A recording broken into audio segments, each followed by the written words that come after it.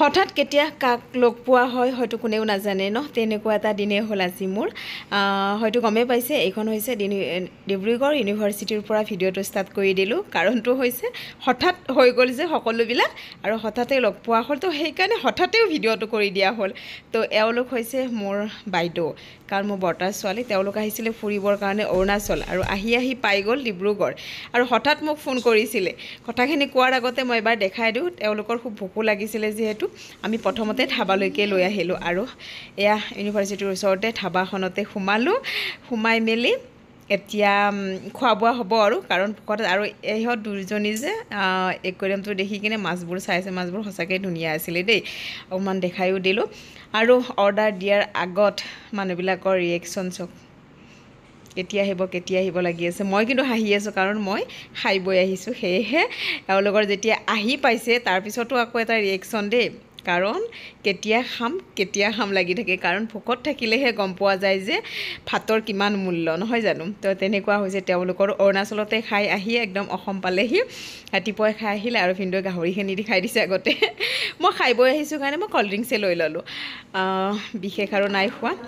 ইহঁতে অকণমান জোকাইছেও বাৰু খোৱা নাই কাৰণে যি নহওক বাইদেউহঁত যিহেতু ভোকত আছিলে তেওঁলোকে তাতে খাই আহিছিলে খাই বৈ আমি আহি গ'লোঁ জগন্নাথ মন্দিৰত ময়ো আহিম ভাবিয়ে আছিলোঁ সেয়েহে ফাইনেলি আজি লগ হৈ গ'লোঁ যিহেতু বাই ভনী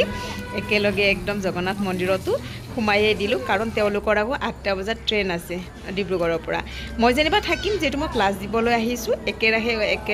আপাৰ আছামত মোৰ এসপ্তাহমান তেনেকৈ থকাই হয় বৰ্তমানো আছোঁ তো ভিডিঅ'টো কৰি দিলোঁ তাৰপিছতে এতিয়া নমো কৰিব যাওঁ আৰু এওঁলোকে একদম সোমায়ে ফটোশ্বুটত লাগি গ'ল বাপেক পুতেকে দুটাকে অকণমান ভিডিঅ' কৰি থৈ দিছিলোঁ যেনিবা এতিয়া নমো কৰি জগন্নাথ বাবাৰ ওচৰত মই মন্দিৰটোৰ ভিতৰত কেতিয়াও সোমোৱা নাছিলোঁ যদিও ডিব্ৰুগড় আহি থকা হয় মই জাষ্ট বাহিৰৰ পৰাহে দেখিছিলোঁ তেওঁক দৰ্শন কৰা সৌভাগ্য হোৱা নাছিল আজি ফাইনেলি হৈ গ'ল আৰু এয়া বাইদেউহঁত কাহিনীটো হ'ল তেওঁলোকে গাড়ীৰ পৰাই নামি কিনে মোক ফোন কৰিছিলে ক'ত আছে আজিনো মই ডিব্ৰুগড়ত তেওঁলোকে কৈছে আমি জগন্নাথ মন্দিৰত যাম যদি সময় হয় তোক একবাৰ লগ কৰিম দে মই কৈছোঁ অঁ হ'ব তাৰপিছত তেওঁলোকে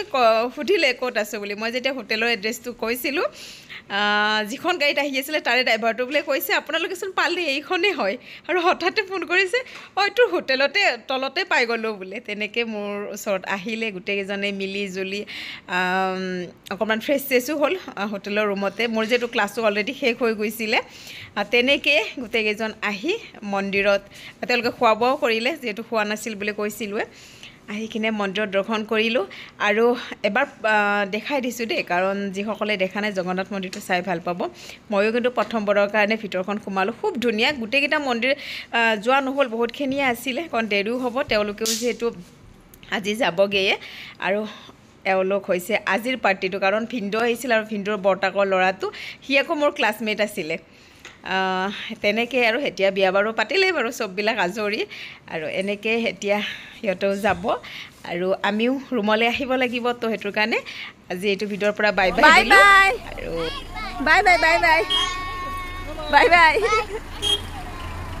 বাই আৰু আমাৰ লিউ পিনৰ পৰা বাই বাই দি আছে